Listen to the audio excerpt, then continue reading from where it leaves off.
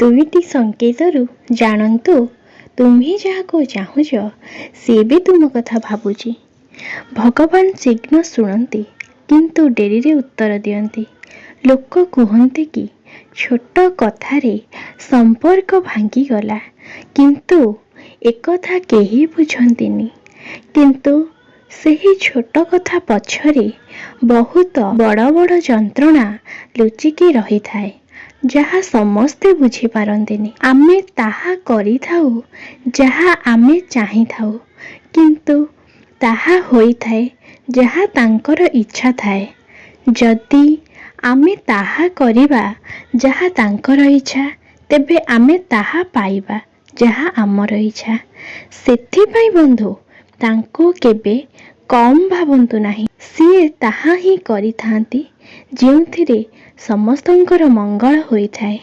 ଖରାପ ଲୋକ ନିଶ୍ଚୟ ଜୀବନରେ ଆସନ୍ତି, ଦୁଃଖ ବି ଦିଅନ୍ତି, କିନ୍ତୁ ତାହା ସହ ଅନେକ ଶିକ୍ଷା ବି ଦେଇଯାଆନ୍ତି। ଦୁନିଆ କେତେ ବି ବଦଳି ଯାଉ, ମିଛର ଶକ୍ତି କେତେ ବି ବଢ଼ିଯାଉ, ତଥାପି ସତକୁ ମିଛ କେବେ ବି ଜିତି ପାରିନଥାଏ।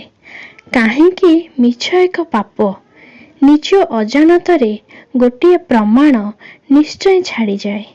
ଜନ୍ମ ଯେପରି ସତ୍ୟ ଅଟେ, ମୃତ୍ୟୁ ସେହିପରି ନିରାଟ ସତ୍ୟ ଅଟେ। କିନ୍ତୁ ଆଉ ଏକ ସତ୍ୟ ଏହା କି ଜନ୍ମ ଏବଂ ମୃତ୍ୟୁ ମଧ୍ୟରେ କିପରି ବଞ୍ଚିବାକୁ ହୁଏ ତାହା ବହୁତ କମ୍ ଲୋକ ଜାଣିଥାଏ।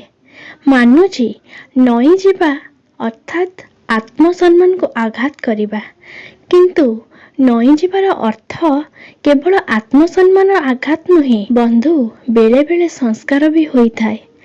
ଗୁରୁଜନଙ୍କ ପାଖରେ ଏବଂ ଯେଉଁଠାରେ ତୁମର ଭୁଲ ଥାଏ, ସେଠାରେ ନଇଁଯିବା ତୁମର ଉତ୍ତମ ବ୍ୟକ୍ତିତ୍ୱ ଏବଂ ଉଚ୍ଚ ସଂସ୍କାରକୁ ମଧ୍ୟ ଦର୍ଶାଇଥାଏ। ସମସ୍ତେ କୁହନ୍ତି ଦୁନିଆରେ ମୋ ଠାରୁ ଅଧିକ ଦୁଃଖୀ ଆଉ କେହି ନାହାନ୍ତି, ଏବଂ ଏହା ସତ୍ୟ ହିଁ ଅଟେ। କାରଣ ସମସ୍ତଙ୍କ ଦୁଃଖ ସମସ୍ତଙ୍କ ପାଇଁ ଅଧିକ ହିଁ ହୋଇଥାଏ, କିନ୍ତୁ ଦୁର୍ଭାଗ୍ୟବାଦୀ ତ ହୋଇନଥାଏ ଯାହାର ଦୁଃଖ ତ କମ୍ ଥାଏ, କିନ୍ତୁ ସେ ଅନ୍ୟର ଖୁସି ଦେଖି ଅଧିକ ଦୁଃଖୀ ହୋଇଥାଏ। ଏବଂ ବିଶ୍ୱାସ କରନ୍ତୁ, ଏମାନଙ୍କ ଦୁଃଖ କେବେ ବି କମ୍ ହୁଏ ନାହିଁ।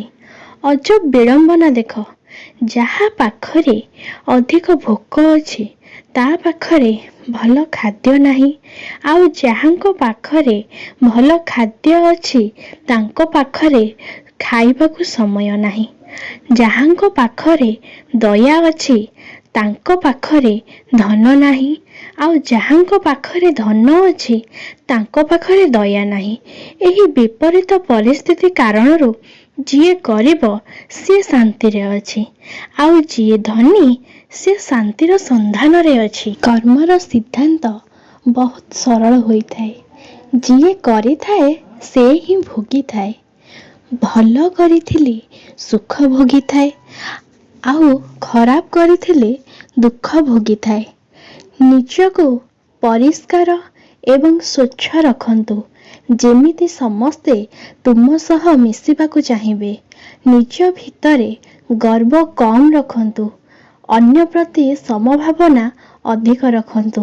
ଉତ୍ତମ ସ୍ୱଭାବର ଲୋକଙ୍କ ସହ ମିଶନ୍ତୁ, ଯେମିତି ତୁମ ସ୍ୱଭାବ ପାଇଁ ଦୂରରୁ ମଧ୍ୟ ତୁମେ ଉତ୍ତମ ହିଁ ଦେଖାଯିବ।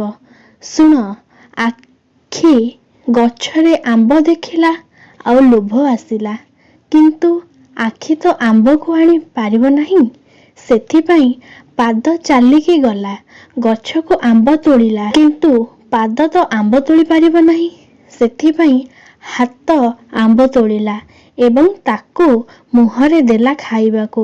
ମୁହଁ ଆମ୍ବ ଖାଇବାରୁ ତାହା ପେଟକୁ ଗଲା। ଏବଂ ଦେଖନ୍ତୁ, ଯିଏ ଦେଖିଲା ସିଏ ଗଲା ନାହିଁ, ଯିଏ ଗଲା ସିଏ ତୋଳିଲା ନାହିଁ, ଯିଏ ତୋଳିଲା ସିଏ ଖାଇଲା ନାହିଁ, ଆଉ ଯିଏ ଖାଇଲା ସିଏ ରଖିଲା ନାହିଁ।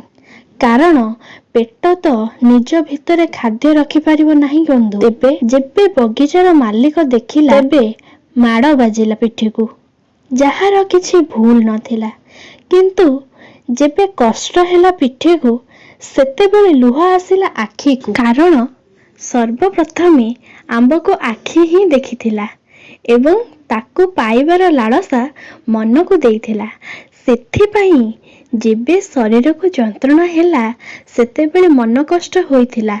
ସେଥିପାଇଁ ତ ଆଖିରୁ ଲୁହ ଝରିଥିଲା। ଦେଖିଲେ ବନ୍ଧୁ, କର୍ମର ସିଦ୍ଧାନ୍ତ ଏହା ହିଁ କରିଥାଏ। ଯିଏ କରିଥାଏ ସେ ହିଁ ଭୋଗିଥାଏ। ନିଜକୁ ନିଜ କଥାକୁ ଆକର୍ଷଣୀୟ କରନ୍ତୁ, କମ୍ କଥା କୁହନ୍ତୁ ଏବଂ ଯେତିକି କହୁଛନ୍ତି ମୂଲ୍ୟବାନ କୁହନ୍ତୁ। ଏହି 5ଟି କାମ କରିକି ଦେଖନ୍ତୁ। ଯିଏ ତୁମକୁ ଘୃଣା ବି କରନ୍ତି ସିଏ ବି ତୁମ ସହ ମିଶିବା ପାଇଁ ପାଗଳ ହୋଇଯିବେ। ଶବ୍ଦ, ସମୟ ଏବଂ ବିଚାରର ମାଗଣାରେ ମିଳିଯାଏ, କିନ୍ତୁ ତାଙ୍କର ବ୍ୟବହାର ହିଁ ଏହା ନିଷ୍ପତ୍ତି ନେଇଥାଏ କି ପରିଣାମ କିପରି ମିଳିବ।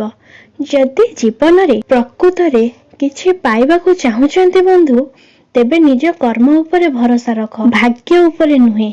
କାରଣ ତୁମ ଜୀବନ ମୋ ହାତରେ ଅଛି ଏବଂ ତୁମ ଉପରେ ନିର୍ଭର କରି ତୁମେ ସେଇ ହାତରେ କର୍ମ କରିବ ନା ନିଜ ଜୀବନକୁ ନୂଆ ଜୁଆ ଖେଳରେ, ତାହା ତୁମ ଉପରେ ନିର୍ଭର କରେ ବନ୍ଧୁ।